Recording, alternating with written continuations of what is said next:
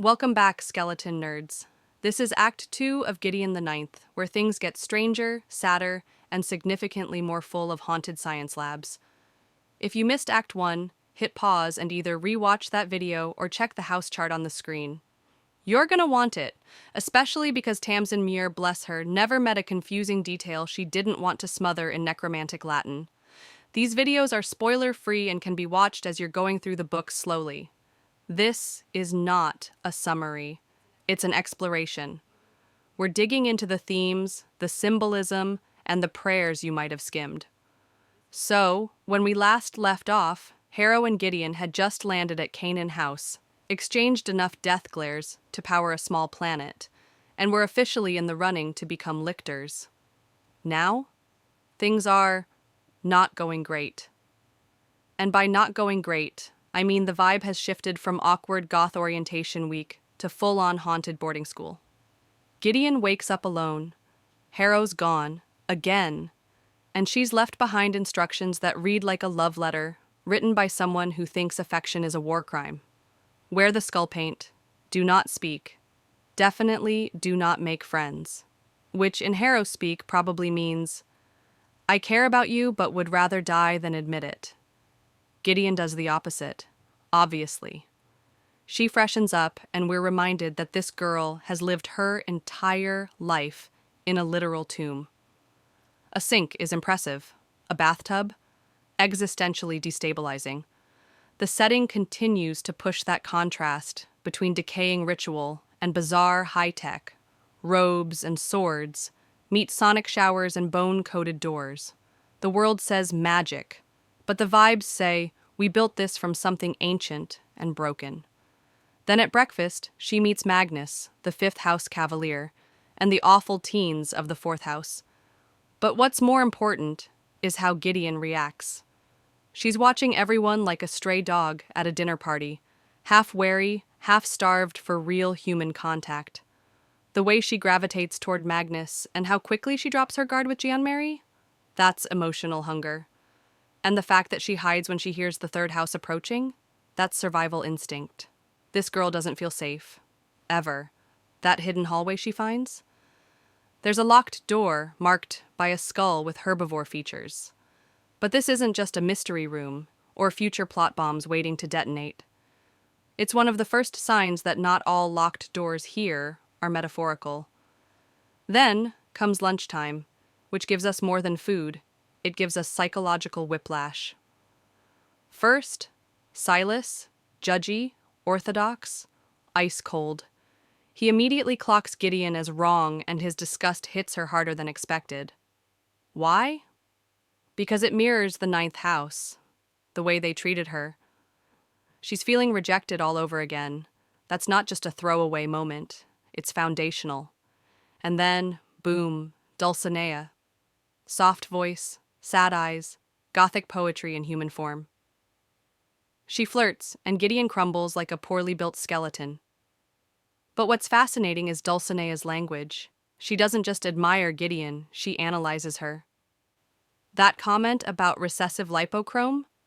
That's not just golden eyes are pretty. That's cataloging. Is it scientific curiosity, medical knowledge, or something darker? Also, Dulcinea says her house doesn't get along with ghosts, which is weird. You're necromancers. That's like saying a baker doesn't do carbs.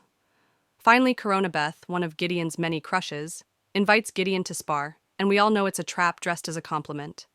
The third house is all about misdirection, but what's fascinating here is how Gideon walks into it anyway. Is she just bored? Or too naive to notice the house politics at play? Maybe she's just desperate to be included? Her fight with Nibirius is revealing. He's polished, trained, noble. She's scrappy, instinctual, brutal. Marta says he's the better duelist, but Gideon's the better fighter. And Jean-Marie's awe? That's the first real moment Gideon feels seen. It's not just a brawl. It's the beginning of Gideon becoming something besides Harrow's shadow. Oh, and Harrow watches, from the shadows. Again. Which is basically her love language at this point. When Harrow goes missing again, Gideon looks for her, Let's pause there. This is someone who's been neglected and mistreated by Harrow since page 1. And yet, she searches. That's not just loyalty, it's the first time we see her depict care, confusion, and even attachment. Enter Palamedes and Camilla, the only functional pair in this circus of dysfunction. Camilla, she's cautious. But Palamedes, he helps. And it matters. Finding Harrow inside a cocoon of bone?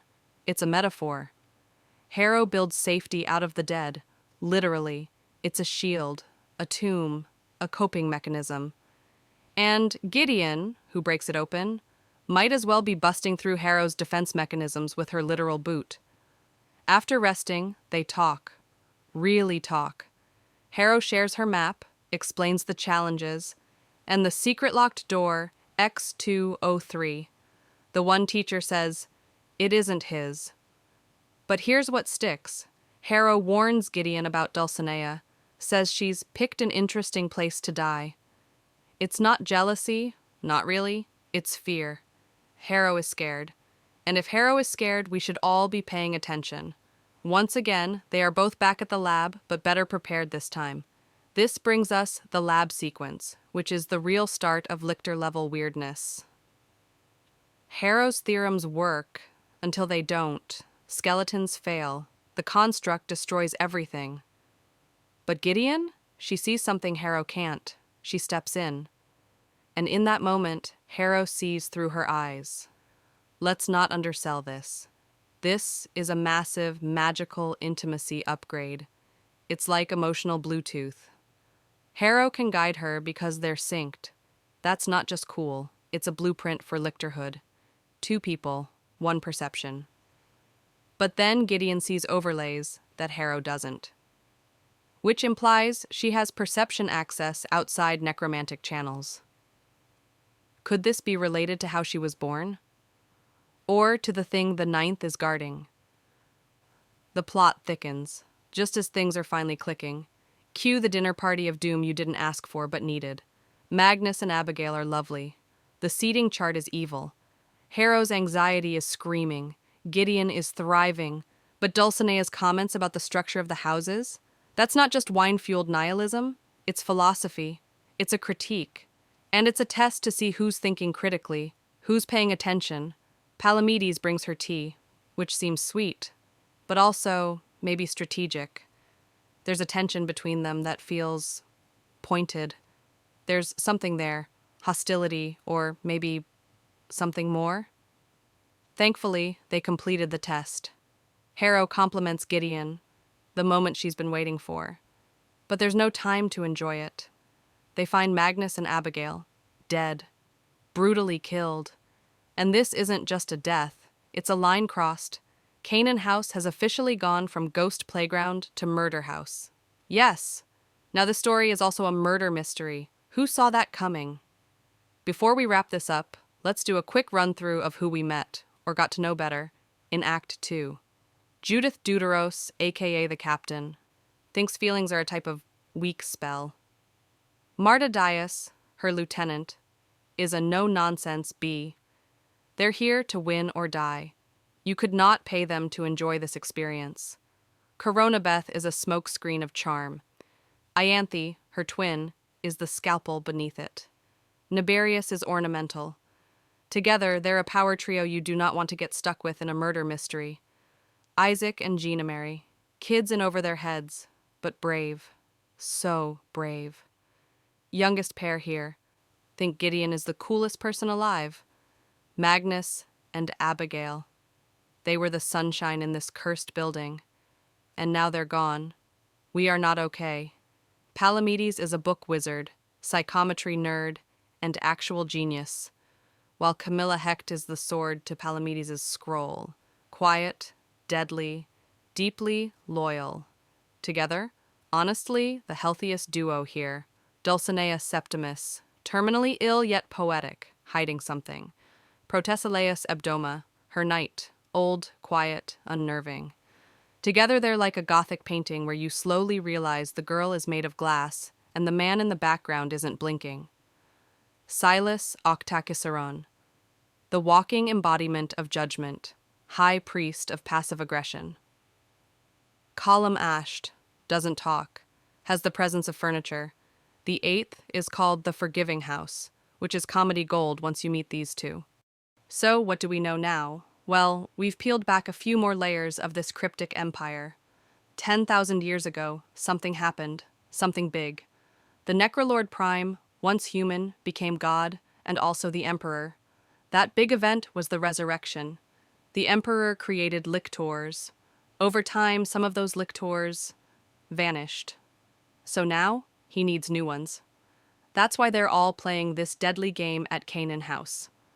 Beneath Canaan House lies the lab, accessed by a locked hatch, packed with trials.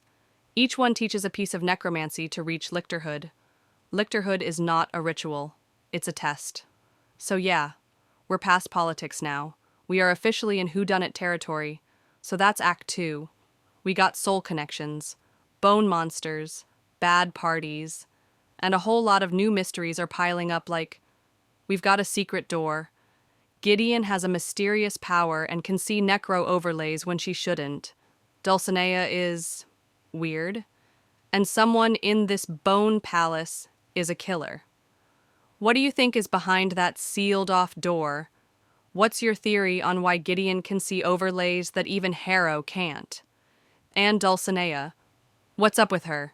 She gives me weird vibes. Drop your thoughts in the comments. I want to hear your takes. As always, drop a like if you like it, and subscribe if you love it. In the next one, we'll talk about Act 3. Let me know what you'd like me to cover, and I'll see you soon. Happy reading.